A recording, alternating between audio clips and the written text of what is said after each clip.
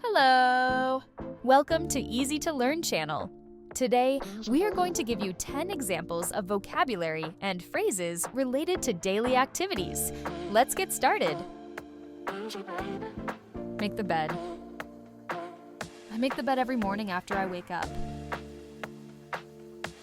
Drive to work. He drives to work every day. Check emails. I check my emails as soon as I start work. Have a coffee break.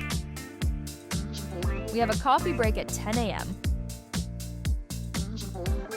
Go for a walk. She goes for a walk every afternoon. Cook dinner. I usually cook dinner for my family. Do the dishes. He always does the dishes after dinner. Watch TV. They watch TV in the evening. Question. Well, these were the vocabulary and phrases related to our daily activities. If you like these kinds of videos, let me know in the comments.